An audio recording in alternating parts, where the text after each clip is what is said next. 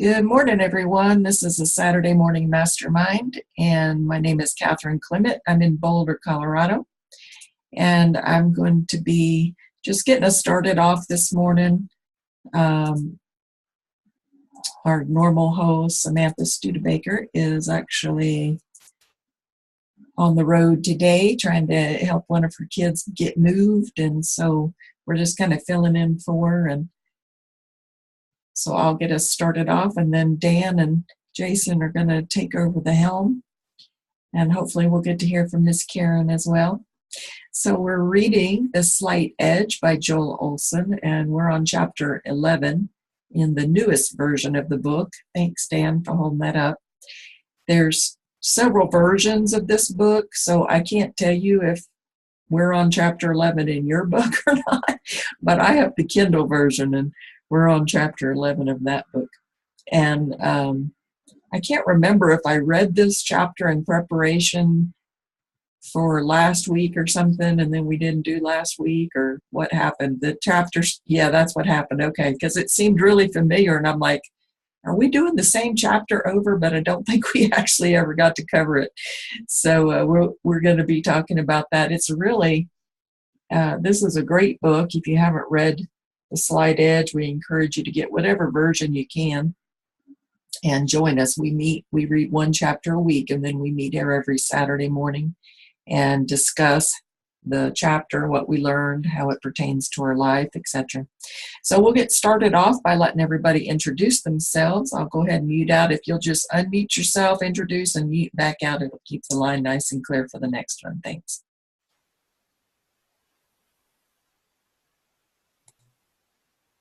Hey everybody, Jason Roberts here from Florida, and great to be here. Hope everyone had a fantastic Thanksgiving and holiday last month, and I have been I've been looking forward to this morning, getting back with the group and plugging back in and helping to refocus my mindset with the Saturday Mindset Mastermind Collective. So let's do this. Chapter 11, right? Hey Dan, hey Catherine.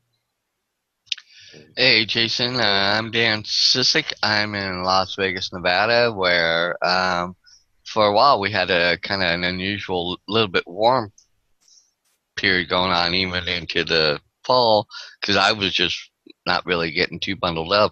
And then this last week it kind of one day just hit, and now we're starting getting into cold, and I'm like, don't like this. I want my sunny hot weather back. So I'll be glad when that comes back around next year, but looking forward to the holidays. Still not quite there yet, getting into the swing of it, but I'll get going here. So, and I look forward to hearing what we all have to share for today's subject.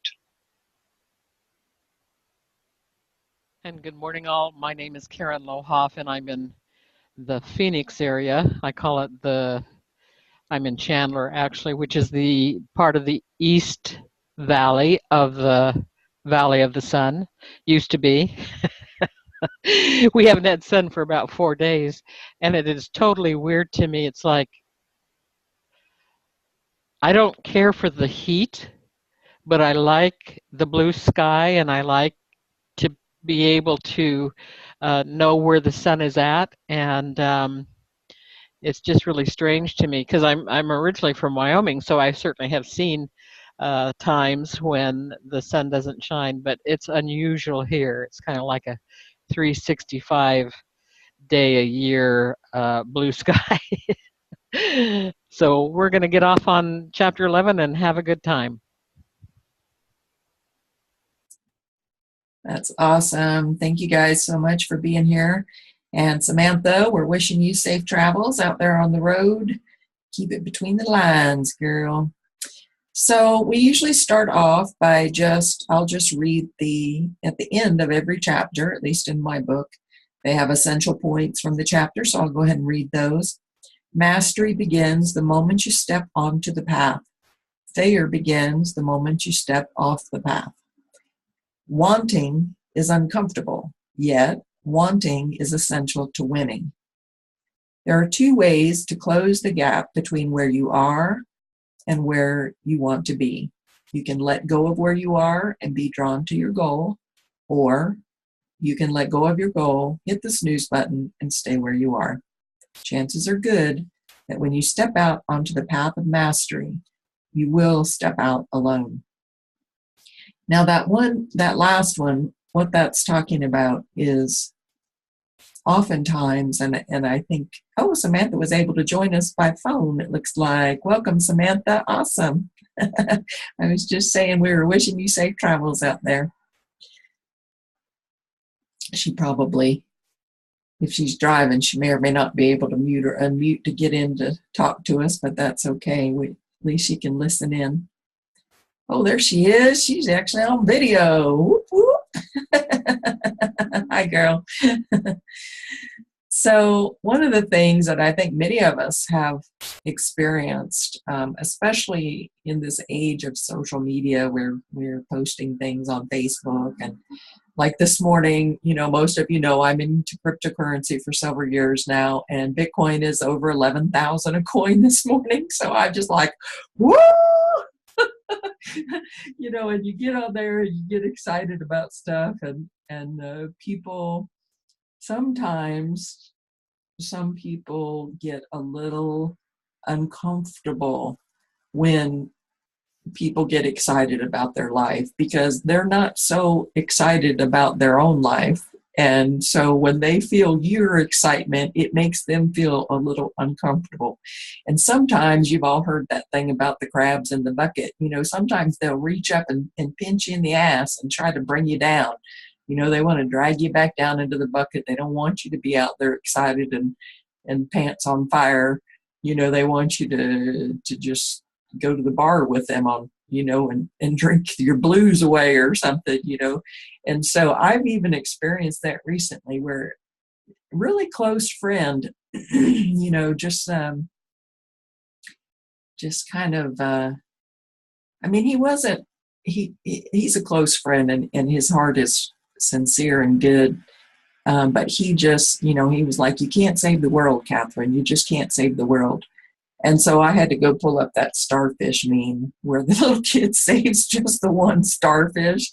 And I'm like, well, maybe I can't save the world, but I can save this starfish one at a time. So, the point is, if you are wanting to live out your dreams and you take that step forward, you may step out alone because you may have friends that try to pull you down, oftentimes family, thinks you're crazy and tries to pull you down a little bit. And they all have good intentions, but don't let it get to you. You have to just put your blinders on and just keep going for your dreams. Because if you listen to all the stuff around you and all the negativity, you won't ever change your life. You'll just keep hitting that snooze button. So come on out and tell us your thoughts, guys. I was going to say I've been hearing that a lot lately because of something I'm looking at and thinking of getting involved with, and they ascribe to that same idea that definitely as you move on and as you grow and start to get closer and closer towards your dreams, and a lot of times what comes with that is some prosperity. Not always, right quickly and stuff. A lot of times it takes time and effort and energy and working hard, and takes, several years to get that point. But you're going to have everybody kind of come at you and try and say, oh, you can't do that, or oh, you can't do this, or oh, why, or or like your friend, where being all sincere is, their heart really, thinks it's in the right place. They think their heart's in the right place, but that you can't, do as much as you ultimately can by doing what you're doing, because you'll be able to reach and have a greater reach because of where you're at, and they don't see it and don't understand it. And I think that's part of what is hard for people to understand, and I think that ties well into what we're talking about, is stepping out onto that path of mastery and onto that road that, only, I hear a lot like the 1%, see and grab onto and decide to make it that journey for themselves. And so with that, it does get hard, and sometimes you really do have to put those blinders on or the earplugs in and the things that, keep you focused on where you want to go. And then also you have to, that's where mindset comes in, constantly, feeding your brain and your mind and your whole body and soul that what you're doing is really in line with your purpose and what you want and what you're working towards, and that it's part of, your ultimate journey, so that way you can give back too and bless others and help others see the true potential and purpose that they have in their lives, and bring that out and help them bring that out for themselves.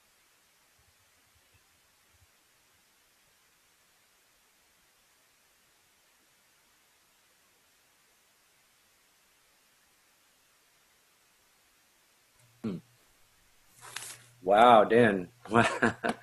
That was great. That is absolutely terrific. I couldn't have said that any better.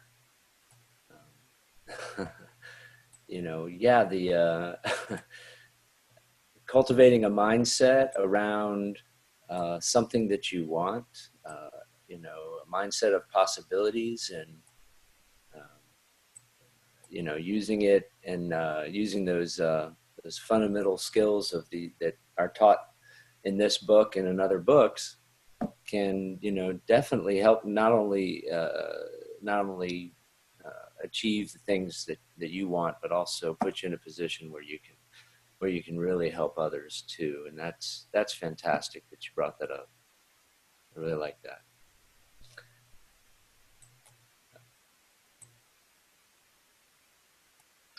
Well, I'll throw this to Catherine, seeing how, 'cause I think based on what she's been involved in and what she's doing right now and what we're seeing from what she's doing, I bet you she can attest to a lot of what I just said, what she's being able to do and what she's showing other people how to do, and what, to help them make some changes in their lives for the better. So on that end, I think Catherine's a, good example that we could hear of, where she's come from, what she's now able to do.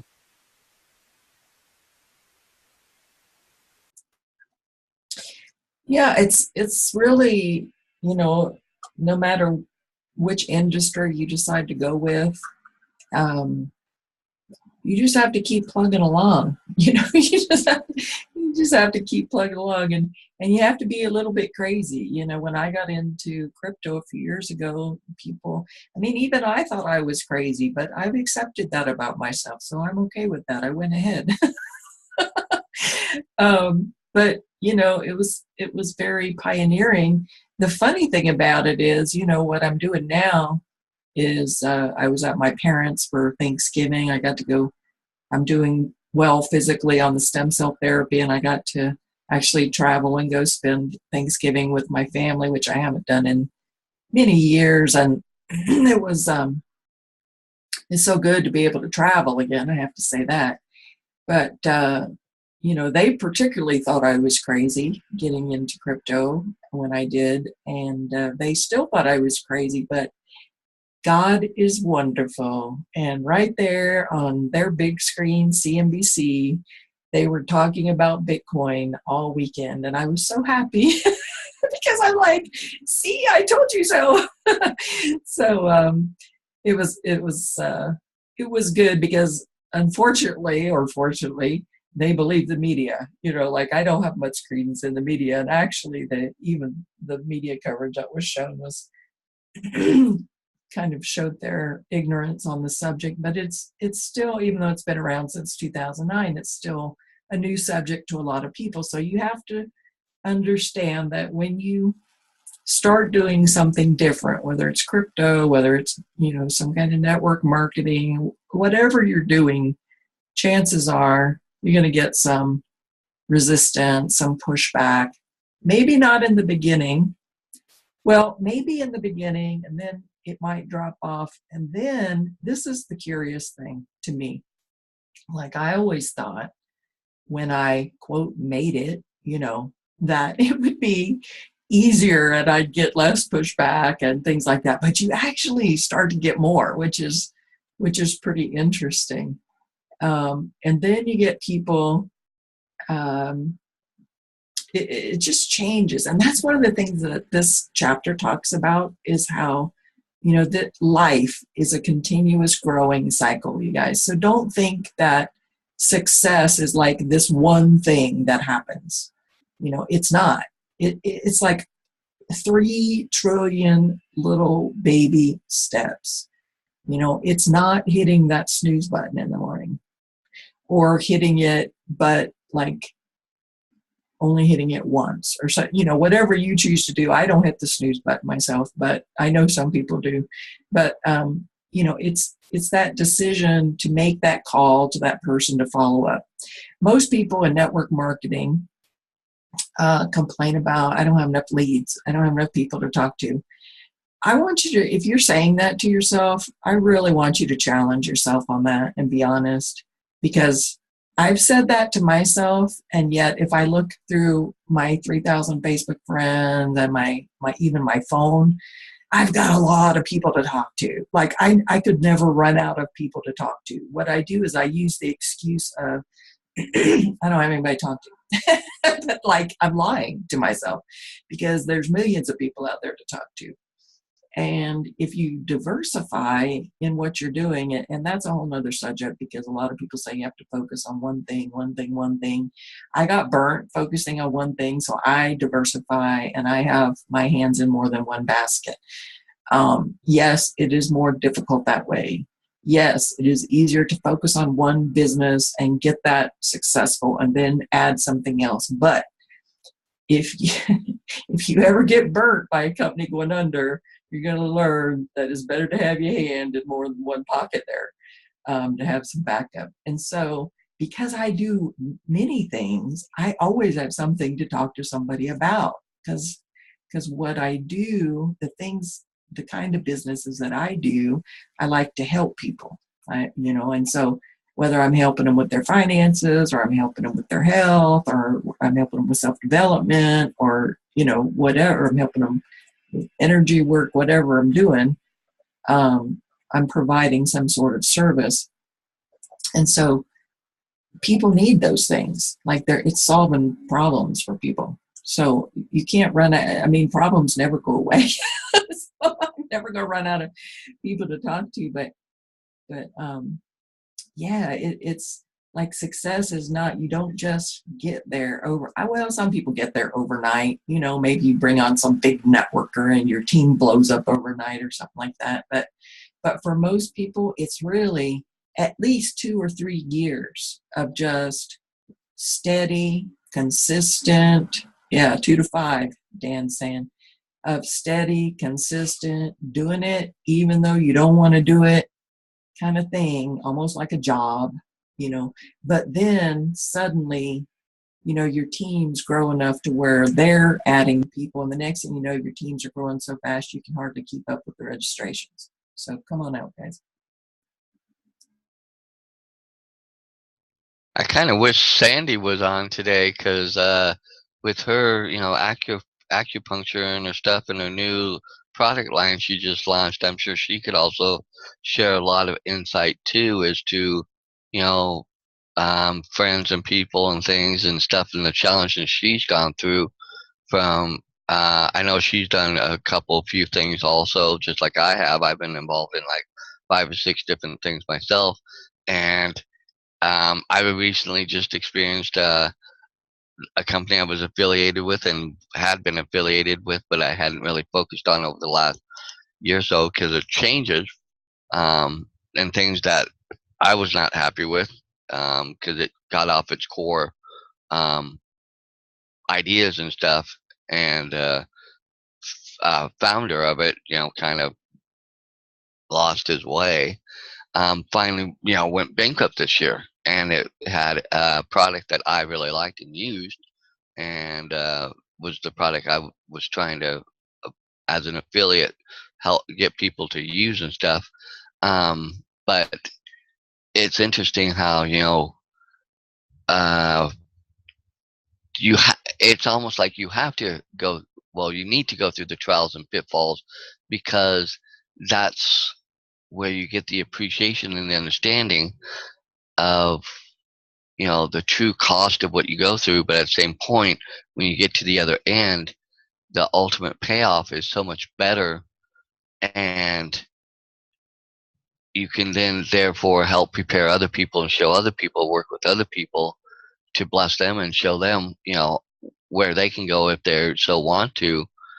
It's just getting them to want to, and that's the biggest thing I've noticed too, is people say they want to have better or want more or want freedom or want this, but and I'm guilty of this myself. I've done it, I've sabotaged myself, um, of wanting that, but then they don't understand that, in order to do it, you still have to put in the time, energy, and effort, because they just expect it to be easy overnight and wham bow, and like you said, there are some people that are kind of overnight, because they might be a good, networker or something like that, or they know how to close people or something, and they're good at it, so they're able to get people in. But even then, still, they had to learn those skills and those abilities. And yeah, some of it might have come naturally, but um, they're able to, blow up overnight in what seems like they're blown up overnight, but it's taken them a little bit of time too, to hone their skills and abilities and stuff like that. But most people, like you were talking about, like that's why I flashed the 2 and the 5. It really does take between 2 and 5 years, and some people it takes longer, but you can't let go of that and can't let it be what keeps you from keep moving forward and keep, you know, stepping on that path of mastery and stepping, into that, as I call it, that positive, that, mindset, that idea that, you know, you just keep working at your goals, even if it's the littlest thing, as long as you're moving forward. And we've talked about that before. You can't stop. As long as you don't quit, you're still on that path and you're still moving forward. And that's something that I like, because that's something I'm still doing, even though I may kind of lost focus or this or that here and there, or like Jason said, trying to, get himself refocused, recentered, moving forward. I think we all struggle with that and go through those little instances, kind of get knocked down on our butts a little bit, and then we have to get back up. So I think that's, another part of the journey and learning and growing.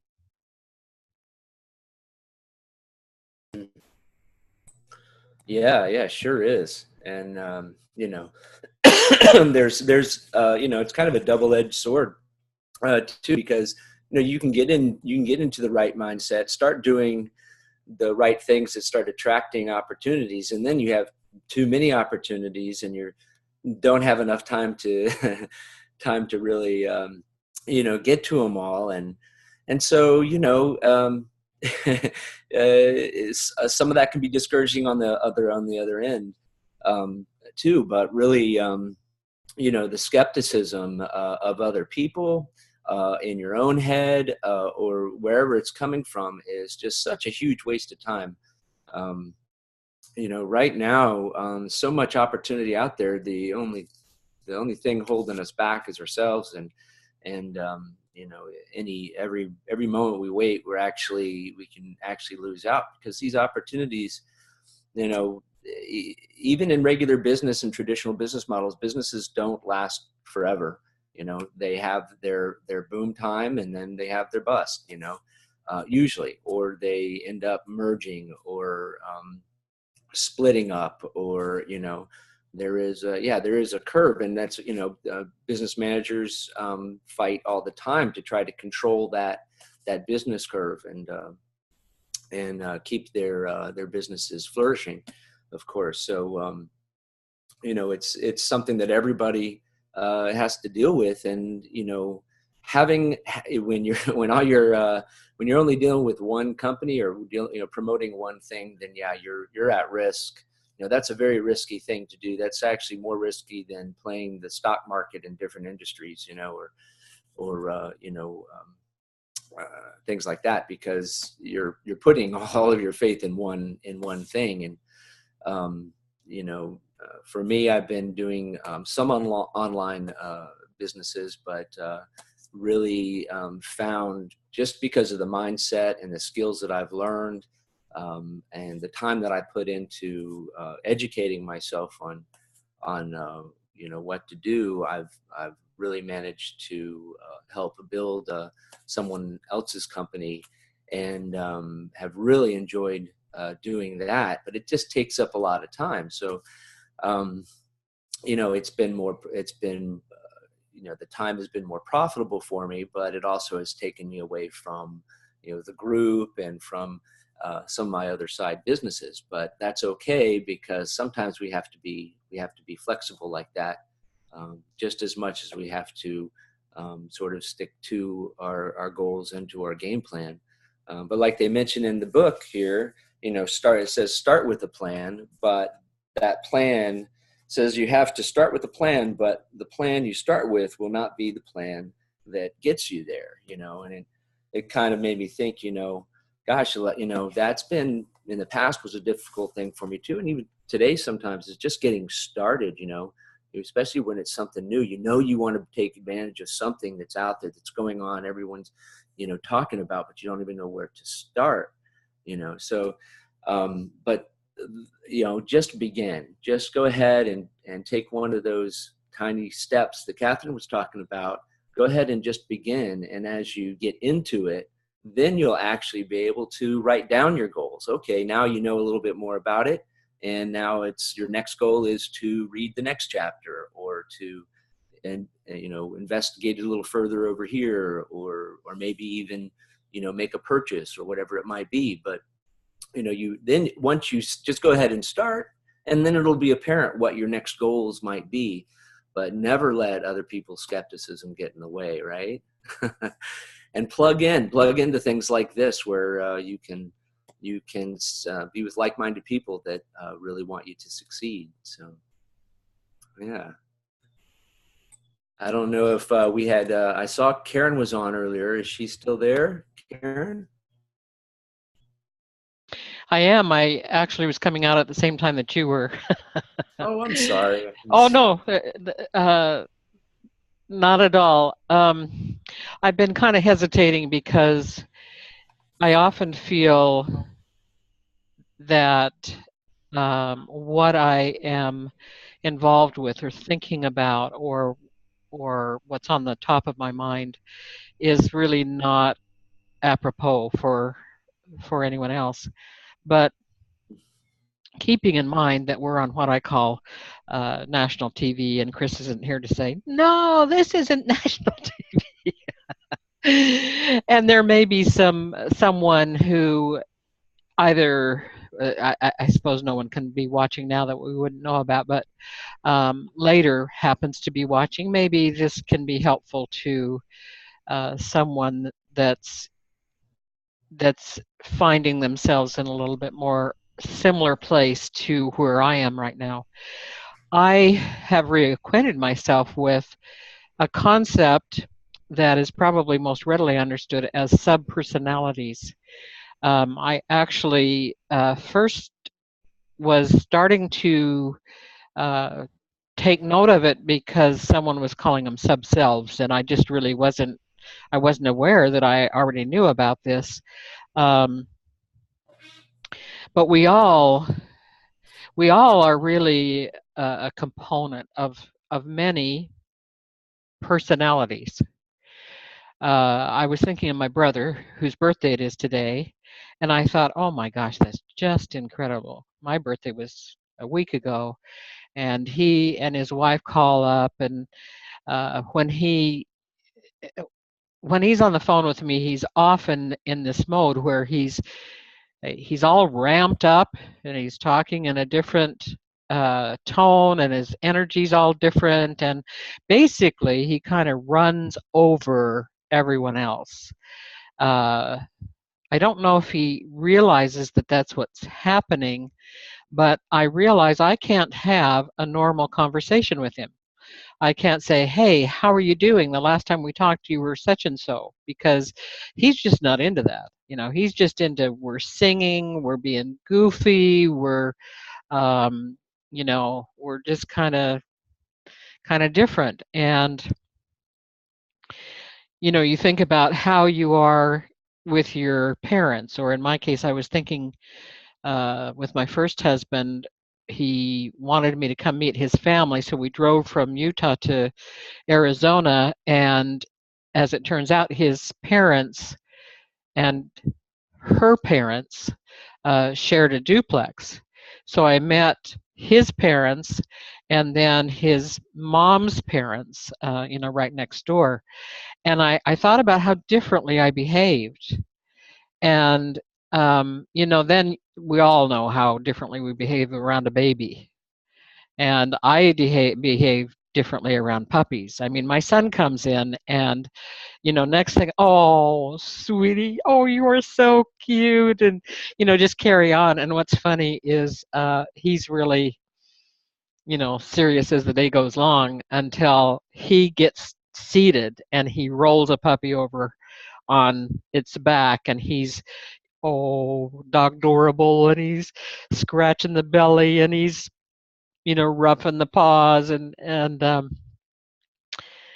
so I shared all that because it's important to me that you understand what I'm talking about, that we all have different personalities inside of us. And what I have realized in writing about it, writing brings incredible clarity. And I find that I'm kind of shifting. It's kind of like being in a stick shift automobile or truck is where I started to learn how to do that. And you think, okay, I'm rolling down the road, and then you realize we better do something else, and you get into the next gear. Okay, now we're rolling down the road, and then you realize you need to get in another gear, and you just kind of keep shifting up, or you shift back down. You do whatever you need to do. And I'm realizing that I have embedded some of the personalities. It sounds like the majority of the personalities that we form, or you might just want to say, well, my anger. Okay, so I've got anger, which, by the way, you can also say, my anger doesn't act like joy. Joy is a different personality or whatever.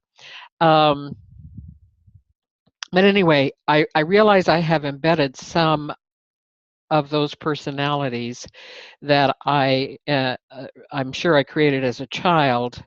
I was talking to my sister last night, and I said, if you had to think about a personality that you might have that kind of comes to the fore a little bit more than you'd like, what might that be? And she's usually this I don't know person. I don't know. I don't know. I don't know. And I was amazed when she said the complainer. And I thought, yeah. So can you think of a time when you were in grade school when that came out? And no, but I could think of when my complainer came out in grade school. It was interesting to me to think about how you formulate all these different things. And then as you go through life, hopefully you have developed a more integrated self, and you have your real self in charge. And I'm saying all these things because sometimes the problem that we have when we try and get into a new business, and I think we all, or many of us, know the business that Dan was referring to, we look at something that seemed to be on such a trajectory towards outer space, and then all at once, well, not all at once, of course, but to suddenly splat and be going bankrupt is something that we had not foreseen. I had not foreseen. I had lost interest and kind of done other things and not paid attention and not realized that my blog had totally disappeared. 300 and some entries were, who knows where the hell that's gone, but it's gone, gone. And there's just it's kind of, I think it's helpful to be aware that sometimes the person that's holding us back is one of us, one of me. One of me is holding me back, and that I don't recognize that aspect very often. And I need to kind of dust off my awareness and intelligence and my knowledge and my learning. And, uh, I apologize for bringing this up, Catherine, but I've been thinking about being able to ride a horse again. I haven't been able to ride a horse for many years because of such incredible joint pain when I would get on and bounce around. But I've lately been thinking about it. And I did too, Dan. Thanks for throwing that out there.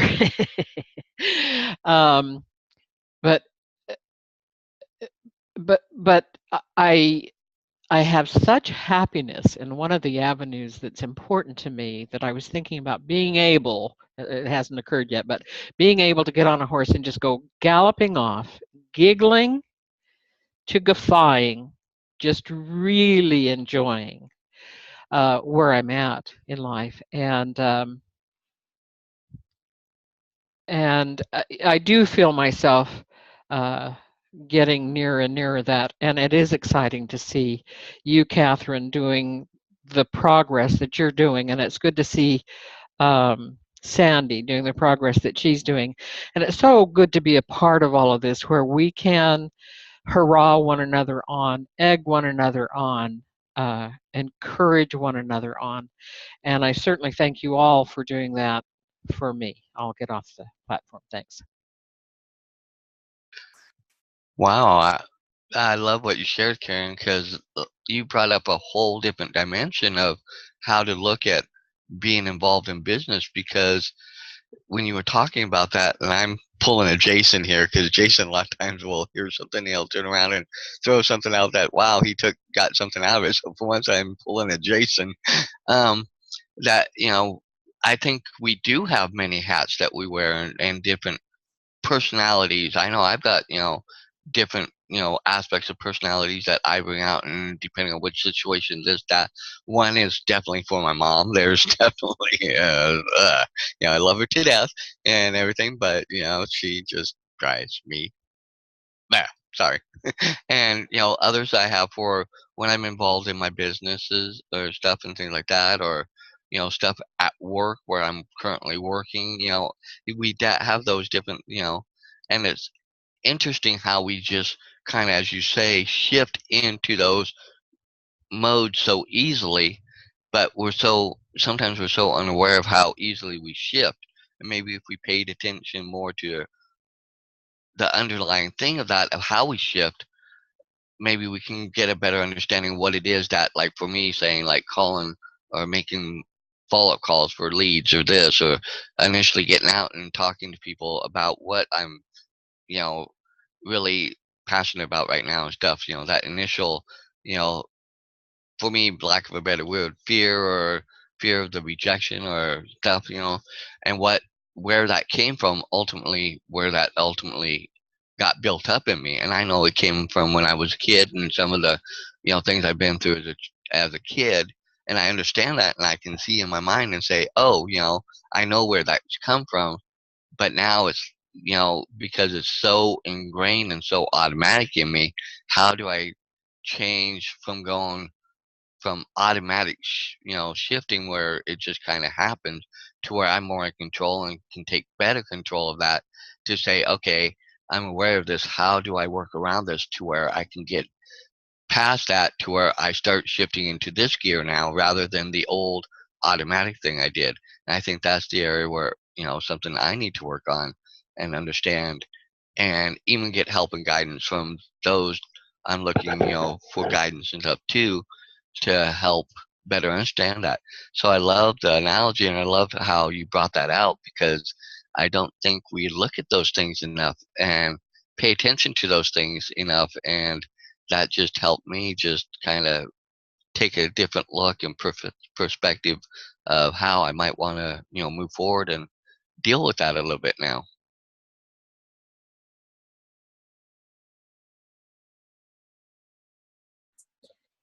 You should never feel sorry for bringing up riding horses. I think about it all the time. I will be riding horses again one of these days, not yet, but I did get to ride a motorcycle. As long as I use my purple cushion, I can ride just about anything. So that's awesome. Well, one of the things that I want to bring up about this chapter is, well, before I do that, absolutely everything you just said, Dan and Karen, and of course you guys know I use several different like personality colors and human design and all kinds of different systems, because people do have common personality types, and there are challenges for each of those, and so kind of learning your personality types and paying attention, recognition that it's triggering you is the first step. So then you just have to figure out why whatever it is triggering you. Often we're just projecting onto other people our own stuff. So once we figure that part of it out, the rest of it falls away pretty quickly. But the getting started is definitely, that's a green issue often for people with a lot of green in their personality types, because they're planners and they're very detailed, and so they want all of everything figured out before they start. And then of course once you start anything, everything changes, so then that kind of throws them for a loop. So then they just get to where they don't ever start quite, because things change and that's uncomfortable. But anyway, that's, all of us have that aspect in us. Like nobody is one pure color. Well, I've met some people that I would swear were pure reds, where all they want to do is argue and, be hard to get along with. But most of us have multiple colors in us. And I, there's the recognition when you feel that resistance, just recognizing what that is. But anyway, what I wanted to bring out from the chapter is the part he talks about a funeral, and how a lot of people go through their whole life, trying to please others, worried about what others think about them. Maybe they dream of going to Africa, but their family tells them they're crazy, so they don't do that. They just work at the local Walmart or whatever, all kinds of scenarios. They go through their whole life pleasing other people. And then he actually looked up statistics on funerals. And it turns out that there's about 10 people per funeral that actually cry that somebody's gone. Now, I have to say I'm one of those people that doesn't cry at funerals, because I happen to think most of the time it's for the best. I mean, once in a while there's a tragedy that you don't understand, but God always knows best. I've just learned that over the years. So, if you get to go see God, that's a good day in my mind. But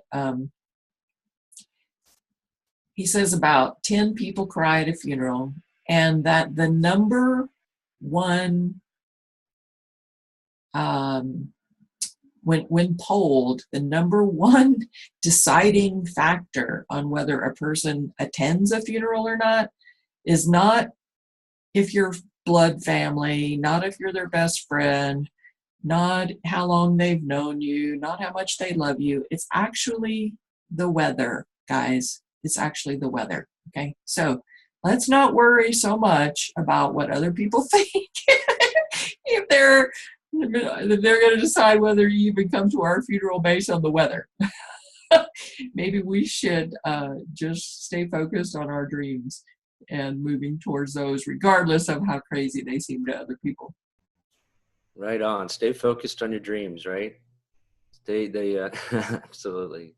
You know, what you're bringing out earlier about, Karen, when you're bringing out about personalities, and I was thinking about how I kind of consider that sort of thing is where I compartmentalize, like, how I'm going to address a certain thing. You know, like when you get to work, you're like a certain person, like you say.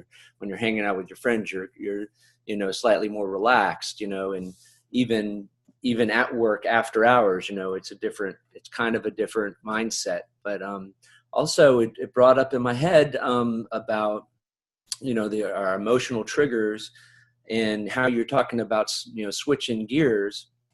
You know, it's very important with the mindset to you know, face that, the reality that those gears do exist, that we do sort of seem to switch gears like that, and then to be in control of those, you know, so that we don't so that we meet things in the right light, and with the right mindset and right vision.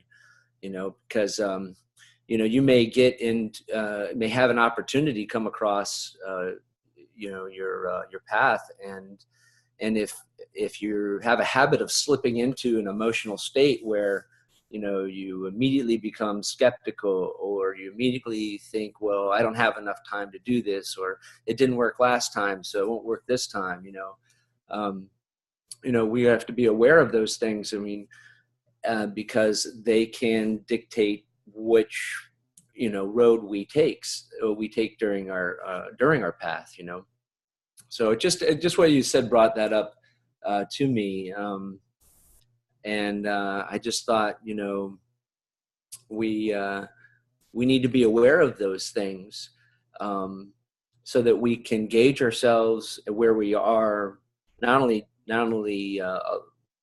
you know, where we are in achieving our goals, systematically achieving our goals, but where we are in our emotional state throughout the process. I think it can make things a lot easier if we can recognize those things, and then figure it out that, oh wait, hold on, these are just feelings that are being brought up from, you know, habitual feelings, and it may not actually be the case for this opportunity. I don't want to miss out on this opportunity just because I'm upset about something else that's going on in my life, or that happened before. You know, so another way we might tend to hold ourselves back, is what I was thinking. And you know, holding on to things as well. You know, you talked about, you know, we all talked about different things that have happened, that have felt like the rug was pulled out from under us in one, you know, form or another. And you know, sometimes that change is what we need to realize, that we don't need those things, that we need to be moving on, that we need to look for the good change and create the good change in our life, and not think of every change as being bad. And holding on is a way of holding ourselves back. So anytime we can let go, I think, at least for me, anytime that I've been able to let go of things, has really helped me step forward, you know, in a new way, in a new light, and with a new mindset. So, but it's a scary thing, and we can be stuck in our habits, and we can sometimes even we find this great new opportunity, but then we try to kind of incorporate that into our current lifestyle that hasn't, or the current way of doing things that hasn't been getting us any success.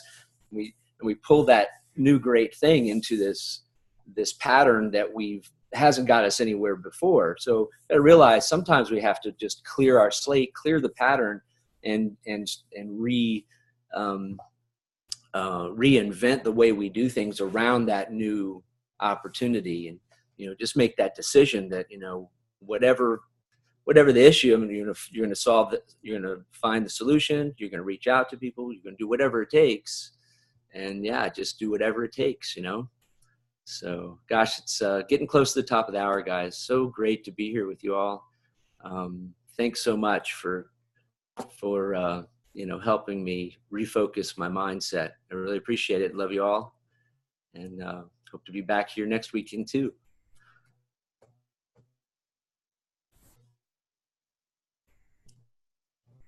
Final thoughts, everybody? Thank you, Jason. That was awesome. Thank you, Catherine. I'd like to throw in that I often bring up how lonely I have been, how isolated I felt, how much of a hermit I've become. But as I've reflected on that, and as I've grown with the writing that I've done, I've really started to see how much of a difference this has made in my life. I feel really, really blessed that from my mother, I picked up on how to listen to other people and make other people feel important, make other people want to talk to me, make other people want to, interchange with me, especially one-on-one. And my father, I haven't quite pigeonholed, but he also had. I think maybe I haven't been able to pigeonhole that because I think he was never really sure what it was that he was doing that had brought him the success. He'd had such a difference between his childhood and his adulthood that I think sometimes it just, he just went with it, and then it kind of boggled his mind because I would stop him with questions and he would, think about it. Then he'd think, I really don't know the answer to that. But because I can generally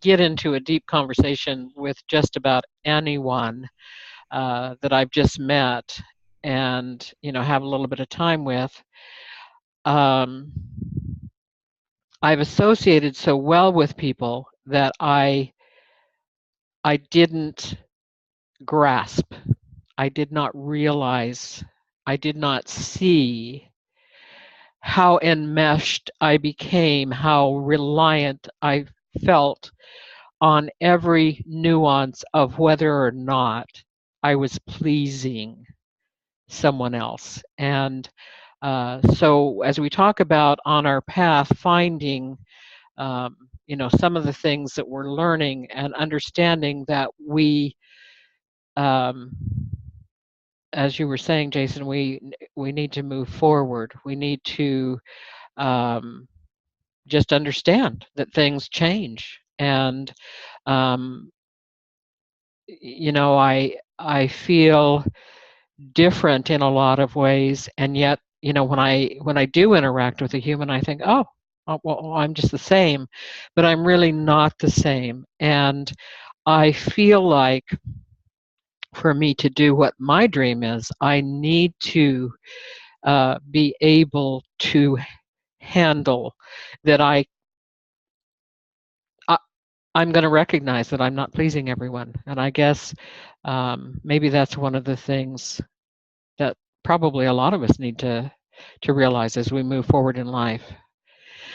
So I thank everyone too for the opportunity to be a part of this mastermind and for everyone sharing.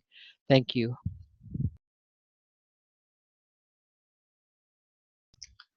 I'll jump out now. I know for me, because I've been in this group for 4 or 5 years after originally finding the original group, um,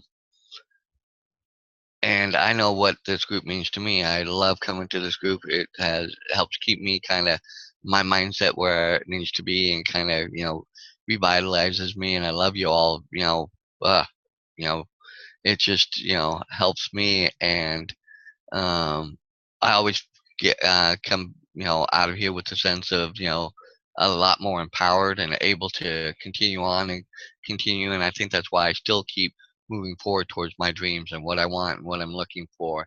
And yes, well, I still have to go to a job and stuff right now. I'm still looking forward towards being kind of like Catherine, being on my uh, you know road to that freedom and to those things that I want to do, and helping them, blessing, as many people as I can to find what works for them. Because I think, everybody's got their own thing that is what will be their best fit for them and what they need to do, and just helping them realize that I like the mindset, and help them establish that. And so with that, this group has just been just awesome, and that's why I'm here every week, and why I love being a part of it, and uh, doing everything we do. So thanks, you guys. Thanks, Dan. It's funny. I was thinking about that this morning as everybody came on, and it's the same core group of us, and we don't necessarily have other people jumping on live with us, but that's okay. First of all, we have people watching our videos and replays. Second of all, like, we're the starfish, you guys. Even if it just helps us, look at the 5 lives that we've changed right here, and more than that, because there's Sandy and Christina and stuff. They're just not here today. So, yes, my life has been impacted by this group and this call. And I'm just very grateful for all of you and for this journey that we share together. And I highly encourage you, if you haven't checked out Human Design and mapped out your whatever they call that chart, they have this whole really cool looking chart that they figured out on your birthday. So you just Google Human Design, and you'll find a way to like plug in your birthday and figure out what yours is. It's very intricate and kind of, there's a lot to it. But if I don't know, I've never really delved thoroughly into astrology, right? Like there's people out there that know all the planets and all that stuff, and rising and falling, and I don't know. But I do know that sometimes astrology just kind of, some things click. And this Human Design, when I found out what my quote personality was or whatever with them, like, it made so much sense to me, especially what I'm doing right now. Like, I was literally, you guys know, I was a total hermit, living up in the mountains, off grid, in a gypsy wagon, and God said, you must go talk to the people. And I was like, really? Because I don't really want to, and that is all clearly written out in this Human Design thing. That whole call to service is in my personality, and even the resistance to it, so it's so funny. But go check that out, Human Design. Of course, you guys know my fallback is goes back to Byron Katie, which is be honest with yourself. Don't tell yourself you don't have people to talk to. That's a BS excuse, you guys. There's lots of people to talk to.